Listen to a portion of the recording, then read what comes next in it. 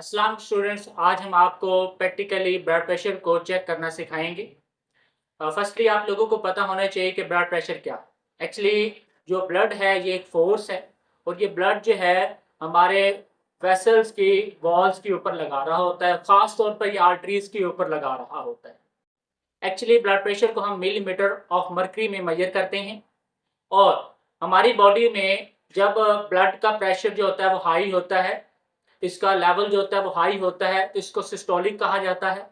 और जब इसमें ब्लड का प्रेशर जो होता है वो कम हो जाता है, लो हो जाता है ब्लड का प्रेशर, इसको डायस्टोलिक कहा जाता है। एक यंग इंसान का ब्लड प्रेशर 120/80 होता है। ओके, अब हम आपको ब्लड प्रेशर जो है वो चेक करना सिखाएंगे। फर्स्ट ऑफ ऑल आप लोगों को ऑपरेटर्स के बारे में पता होना चाहिए। इसको स्टेथोस्कोप बोलते हैं और ये जो है हमारे पास ईयर पीस कहलाते हैं और ये हमारे पास ट्यूबिंग है।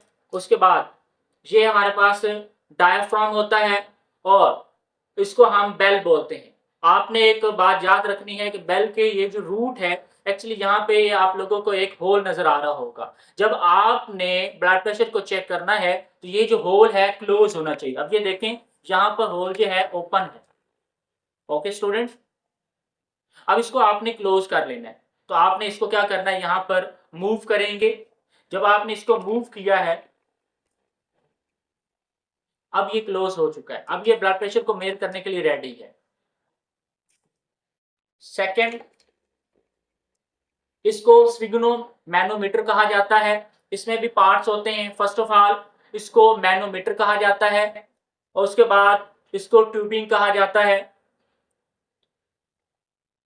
और इसको बल्ब कहते हैं और इसको आप वॉल्व कहते हैं, जिससे आपने एयर को क्या करना है, एयर की कैपेसिटी को इंक्रीज और डिक्रीज करना है। ठीक है, अब किस तरह से ब्लड प्रेशर को हम चेक करेंगे, हम सर असद साहब को यहाँ पर इनवाइट करेंगे। जी सर असद साहब, अब आपने स्फिग्नो मैनोमीटर को किस तरह से यूज करना है वो देखेंगे।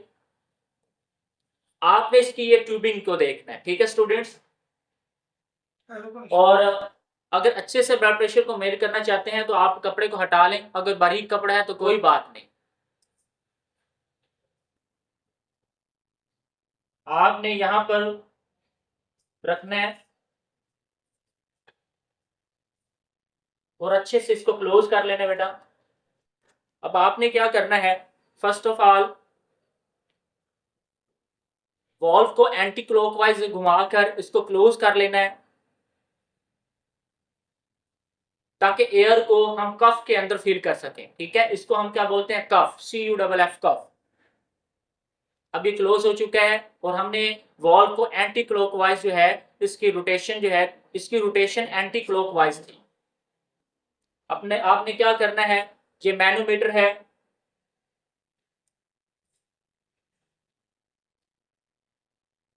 इसको देखने के लिए यहां पर लगा लेना है। ठीक है स्टूडेंट्स, अब आपने क्या करना है,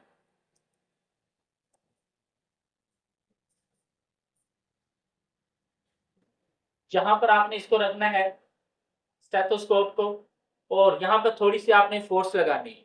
ठीक है, अब आपने क्या करनी है, एयर जो है इस कफ के अंदर जो है फिल करनी है और आपने इसको 220 और 240 के बिटवीन इस नीडल को लेकर जाना है। ठीक है जी, अब हम चेक करेंगे।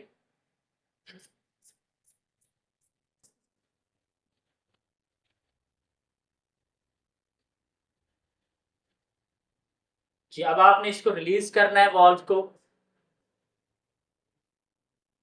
आपको पहली बीप जो सुनाई देगी वो सिस्टोलिक होगी और यहाँ 100 पे मैंने पहली बीप सुनी है और दूसरी ये तकरीबन 80 के बिटवीन ही सुनी है मैंने। सेकंड बीप को हम डायस्टोलिक कहेंगे।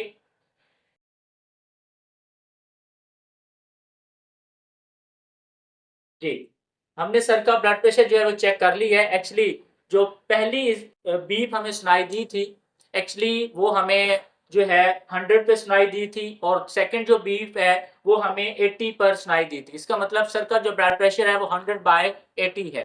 तो स्टूडेंट्स, जैसा कि सर असद साहब का ब्लड प्रेशर जो है वो 100/80 था, जो कि नॉर्मल में आता है। अब मैं आपको एक और बात बता दूं, जब ब्लड प्रेशर हाई हो जाता है तो एक्चुअली वो 20 से इंक्रीज कर जाता है, और जब लो हो जाता है तो वो 80 से डिक्रीज कर जाता है। 120 से अबाव मतलब 130, 140, 150 आगे जो है वो बढ़ता चला जाता है। और जब डिक्रीज होता है तो इसमें हमारे पास वो 70, 60, 50 तक जो है वो आ जाता है। तो इसमें आज हमने क्या सीखा, how to measure blood pressure by using the sphygmomanometer. Okay student.